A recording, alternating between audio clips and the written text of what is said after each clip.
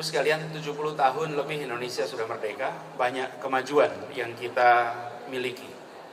Kalau boleh reflektif sedikit, saat kita merdeka, jangankan literasi, kemampuan baca tulis saja baru 5%. Kalau 5% itu artinya begini, angkat bambu runcing sanggup, berangkat perang sanggup, dikumpulkan untuk melawan kolonial sanggup, beri secari kertas suruh tulis nama langsung bilang tidak sanggup.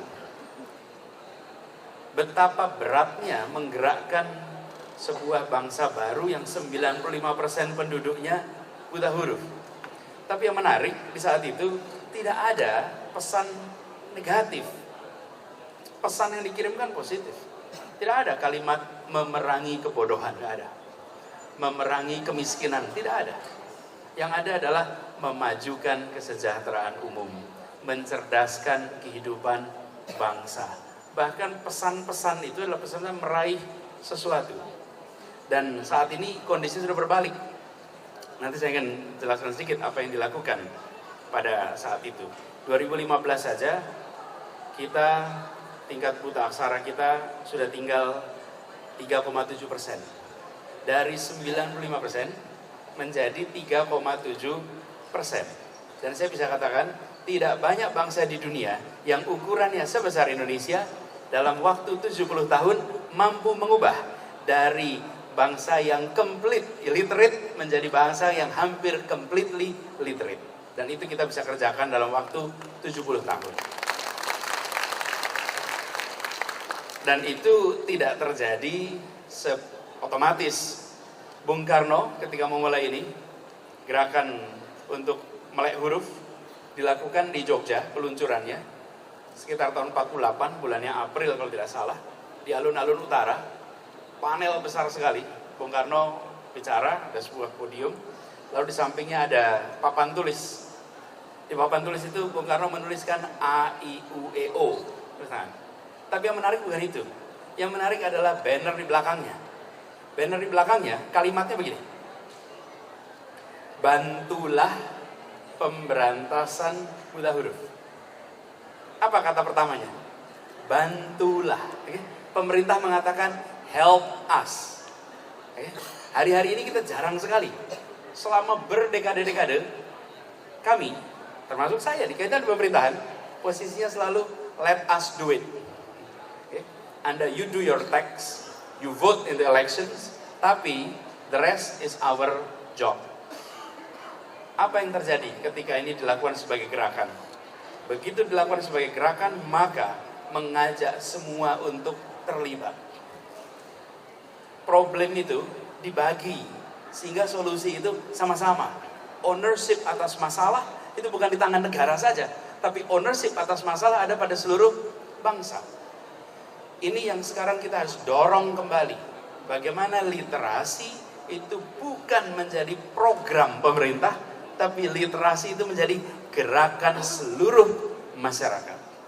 Beda sekali maknanya. Kadang-kadang saya berpikir, kalau dulu para pendiri republik ini berpikirnya program nih, maka mempertahankan kemerdekaan itu program Kementerian Pertahanan. Jadi kalau ada masalah, kami panggil pada Kementerian Pertahanan, silahkan bapak-bapak berperang, semoga menang. Kalau kalah nanti kami kritik rame-rame. Kita doakan berhasil. Tidak, kami bayar pajak, you do your job. Enggak. Semuanya take on responsibility, bahwa ini tanggung jawab kami, ini adalah milik kita, masalahnya milik kita. Nah, literasi ini menurut saya harus digaungkan sehingga ini menjadi masalah kita, bukan masalah yang hanya dikelola oleh pemerintah. Nah, tantangan di Indonesia menurut saya membangun itu. Karena itu kita berharap promosi atas persoalan literasi ini harus masif. Harus masif. Tidak bisa hanya dikerjakan oleh pelaku-pelaku di bidang perbukuan, di bidang pendidikan. Tidak cukup. Ini tidak mungkin. Harus seluruh komponen merasakan pentingnya literasi itu.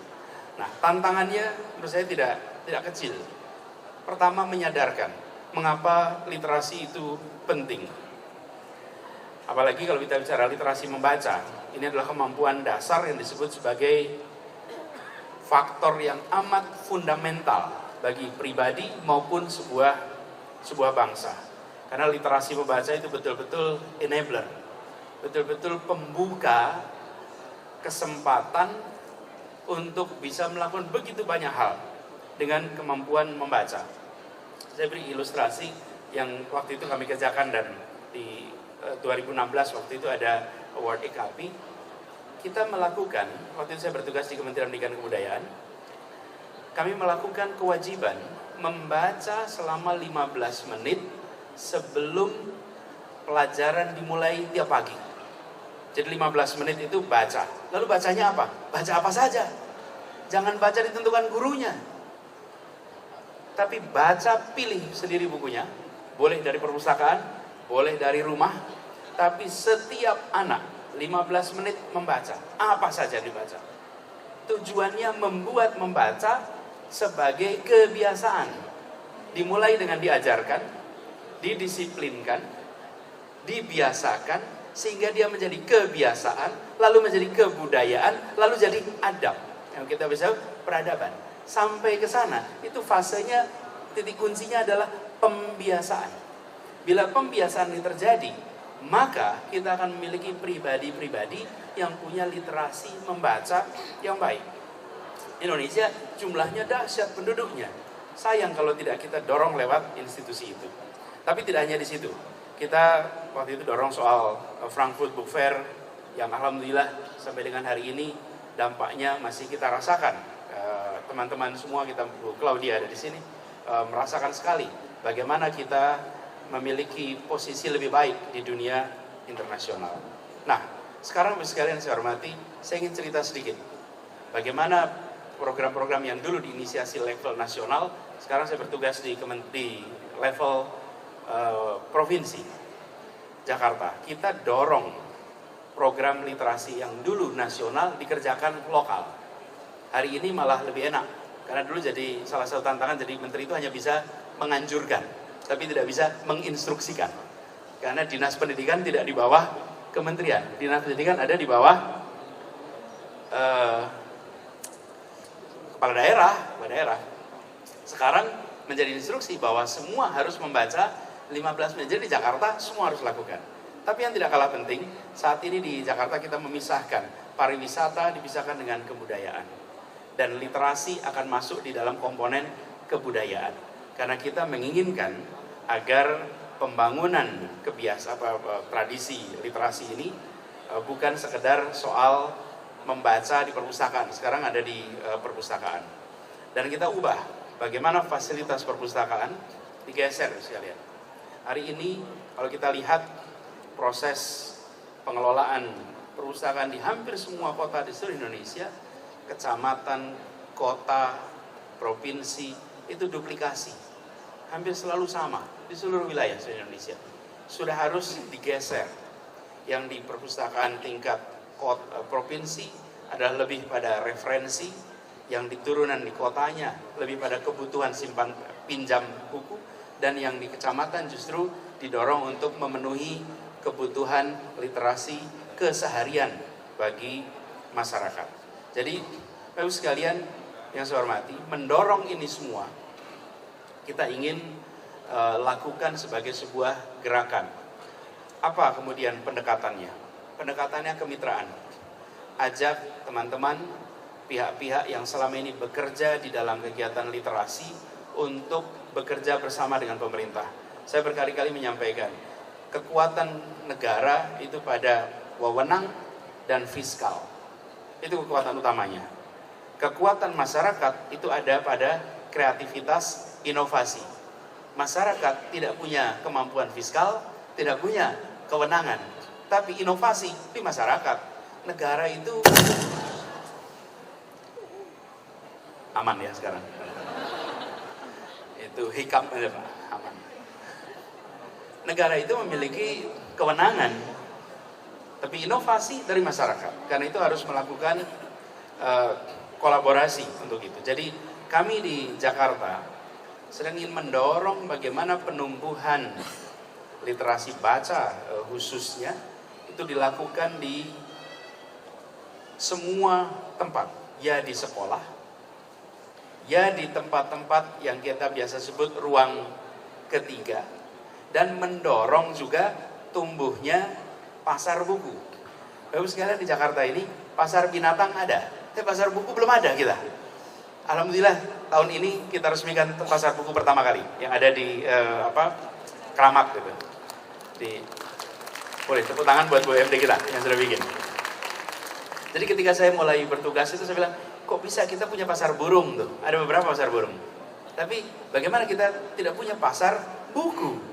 Tempat di mana di sini tradisi literasi Indonesia itu ibu kotanya ya di Jakarta. Pertumbuhan semua penulis-penulis awal Republik kita. Nah, yang berikutnya tentang ruang ketiga, Bapak sekalian. Ruang ketiga kita akan dorong untuk menjadi tempat-tempat di mana promosi atas literasi itu dilakukan. Apa itu ruang ketiga? Ruang pertama itu di rumah, ruang kedua itu tempat kerja, ruang ketiga itu di antara rumah dan tempat kerja. Ruang ketiga inilah yang menjadi tempat di mana kita ingin dorong interaksi lebih banyak. Kita bangun tentu public transport. Sekarang di MRT sedang dirancang program untuk para penumpang bisa pinjam buku di stasiun keberangkatan, dibaca di perjalanan, dan dikembalikan di stasiun tempat dia tujuan. Jadi buku bisa dibaca sepanjang perjalanan. Perpustakaan-perpustakaan dibangun, silahkan ambil di perpustakaan di stasiun A, kembalikan di stasiun ujung. Ini semua, sekalian, dilakukan sebagai rencana serius, strategis untuk merangsang kebiasaan membaca itu. Dan yang tidak kalah penting adalah acara-acara dan festival literasi yang diselenggarakan oleh berbagai komunitas itu difasilitasi oleh negara. Pemerintah hadir memfasilitasi. Seperti juga Bekraf hadir memfasilitasi. Itu harus kita dorong lebih banyak di semua aspek. Kami percaya pendekatan seperti ini akan sangat membantu di dalam kita menumbuhkan tradisi literasi kita. Dan yang saya hormati, kalau kita lihat contoh-contohnya di Jakarta ini, tadi saya sebutkan beberapa, tapi yang saya ingin dorong lebih jauh adalah bagaimana kita mempromosikan memang buku. Saya agak khawatir bahwa sesungguhnya di Indonesia itu bukan kita tidak punya minat baca. Minat bacanya mungkin ada, tapi daya bacanya yang rendah. Dan kita harus bedakan antara minat baca dengan daya baca. Sebagai contoh sekalian, buku Thomas Piketty, ini buat ilustrasi aja. Thomas Piketty itu baca di mana-mana. Panjangnya 800 halaman lebih. Capital in the 21st Century judulnya. Itu kalau diterjemahkan lalu disubsidi besar-besaran, sehingga warga kalau beli hanya 30.000, kira-kira laku tidak? Laku tidak? Jadi jangan salahkan harga dulu nih. Asumsikan harganya disubsidi habis-habisan, sehingga beli 800.000 cuma 30.000 rupiah. Saya hampir yakin tidak laku. Bukan persoalan harganya, tapi persoalan daya bacanya. Karena itu target yang harus kita dorong. Sesungguhnya bukan hanya meningkatkan minat baca. Alhamdulillah minat baca kita tinggi, minat baca WA itu cukup tinggi. Bangun pagi buka WA, minat baca tinggi. Tapi WA pun begitu agak panjang skip. Begitu agak panjang skip. Kemampuan kita untuk membaca. Karena itu kalau kita melihat ada novel-novel bagus, panjang, dan laku keras, maka kita harus berterima kasih kepada penulisnya karena sudah merangsang daya baca. Jadi terima kasih untuk Marcella ini dan teman-teman. Karena begitu panjang, terima kasih.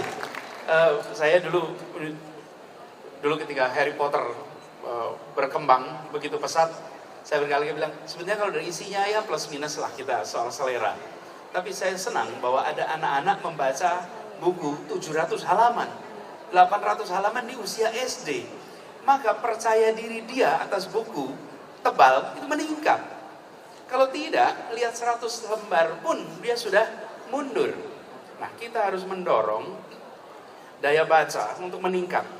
Ini kemampuan untuk membaca, mencerna materi-materi yang serius, panjang, dan membutuhkan usaha kognitif yang ekstra. Itu yang menurut saya harus kita dorong lebih jauh. Karena trennya sekarang, kita membaca tweet-tweet singkat, kemudian WA singkat, meskipun menarik. Dan saya rasa banyak sekali di sana yang singkat dan cerdas. Bung Henry Manampiri ini termasuk singkat cerdas. Ini salah satu newsletter ini salah satu yang bisa mengekspresikan kompleks masalah di dalam kalimat singkat dengan akurat. Itu tidak banyak yang bisa melakukan seperti itu. Tapi kita juga membutuhkan, justru kita mendorong lebih banyak lagi yang bisa membaca secara mendalam. Supaya masyarakat kita bukan hanya didorong untuk menjadi scanner, tapi menjadi reader. Kalau kita hanya seperti biarkan situasi ini, maka khawatir kita menjadi scanner saja, bukan menjadi pembaca. Karena itu sekalian, kita berharap ke depan literasi ini menjadi sebuah gerakan. Jangan hanya menjadi program pemerintah. Dan artinya pemerintah membuka diri, membuka pengaturan anggarannya, sehingga anggarannya bisa untuk memfasilitasi tumbuhnya kegiatan-kegiatan masyarakat untuk kegiatan literasi. Kegiatan literasi luar biasa banyak. Kebanyakan berjalan sendirian. Negara belum tentu hadir di situ. Dan sekarang negara punya instrumennya, namanya swakelola tipe 3 dan 4. Swakelola tipe 3 dan 4, kita harus bersyukur bahwa pemerintah mengeluarkan peraturan pemerintah tentang pengadaan barang tipe swakelola tipe 3 dan 4. Ini baru keluar tahun lalu. Dengan cara seperti itu, begitu banyak sekarang bisa dilakukan oleh pemerintah di mana-mana, khususnya pemerintah daerah. Pemerintah daerah itu sering kekunci oleh faktor kecil seperti ini, nampaknya soal anggaran, tetapi akan bisa mewarnai sekali.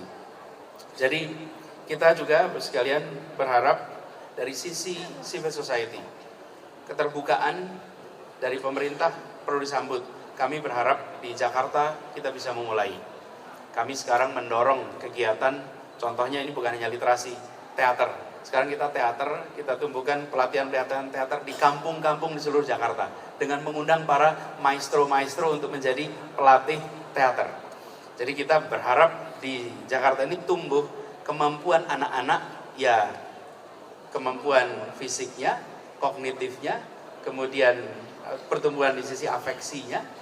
Kemudian juga kita berharap bahwa mereka memiliki imajinasi yang tumbuh berkembang. Teater kita dorong di kampung-kampung, literasi kita dorong di kampung-kampung. Kita berharap dengan cara seperti itu, maka seperti pada awal berdirinya Republik, tingkat buta huruf amat tinggi.